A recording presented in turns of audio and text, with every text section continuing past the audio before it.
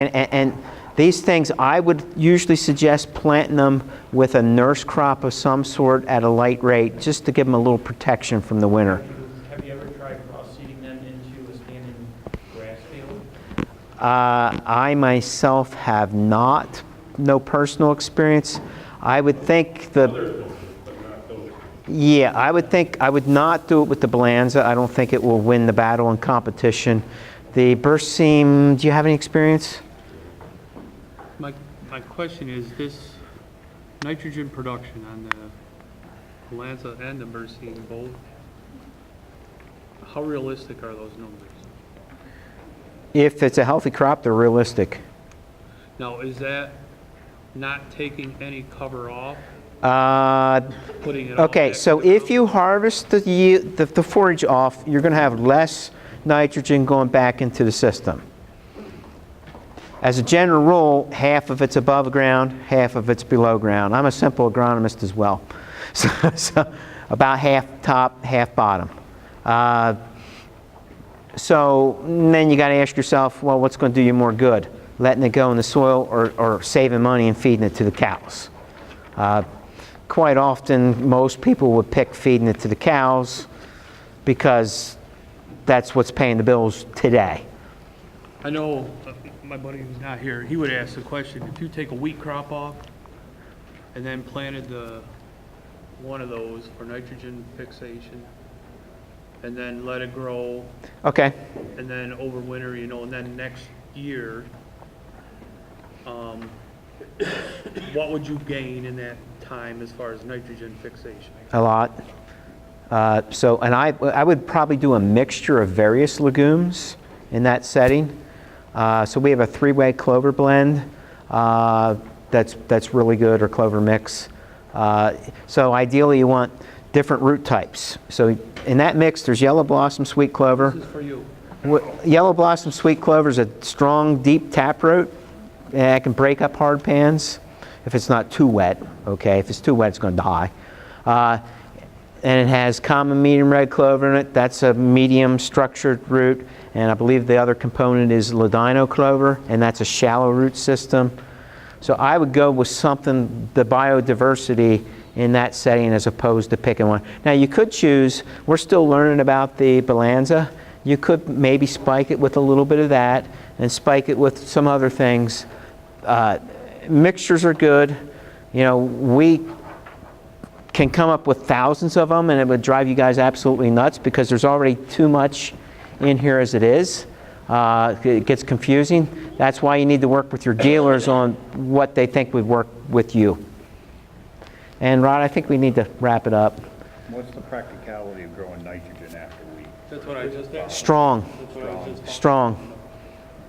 We can talk more individually if you have some more questions, but I know some of you have chores to do and need to get home, so we'll wrap it up, and we appreciate you taking the time today, and hope that you got some value out of the meeting, and appreciate your time. Thank you.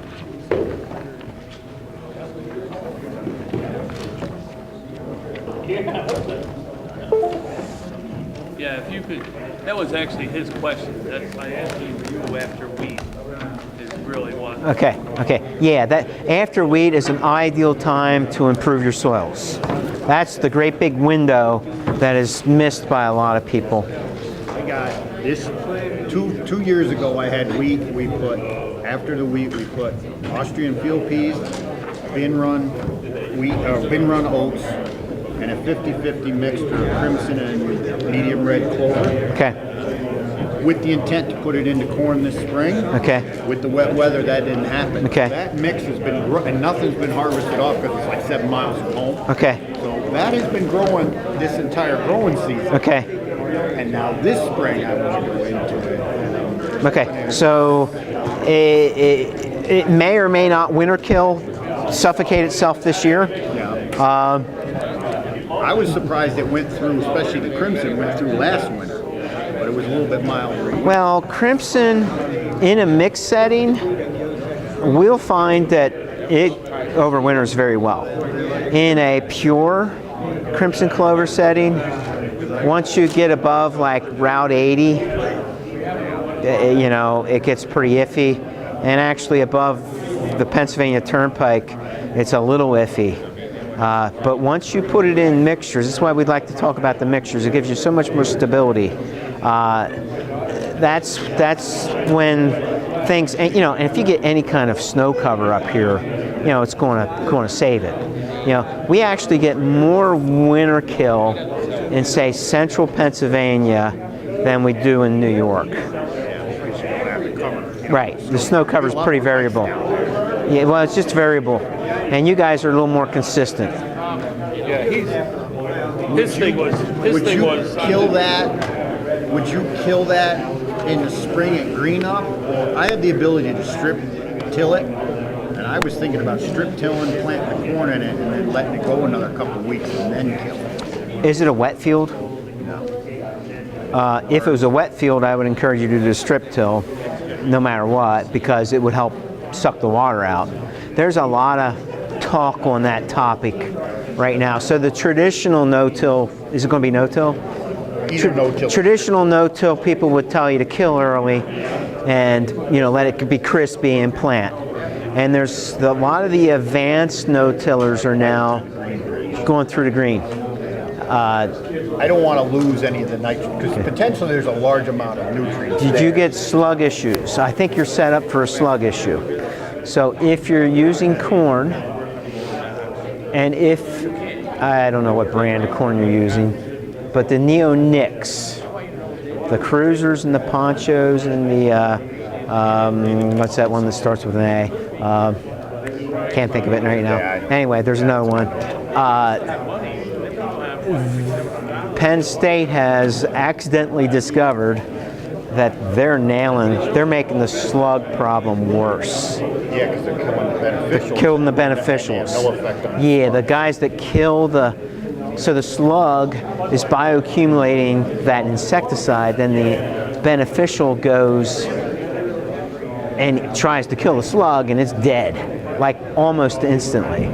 So, you know, so our Kingfisher stuff, by the way, does not have neonics on it, but it's non-GMO. So I don't know if you're using Roundup Ready and all that stuff or not. But that's something that we're playing with some innovative no-tillers, trying to do some special, tech corn without the neonics. They're doing special orders with us, doing experiments and seeing what they're learning from it.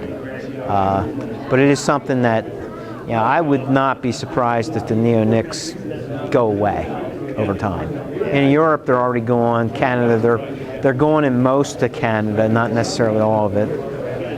Now I'm thinking about harvesting the dead dry matter off in the spring.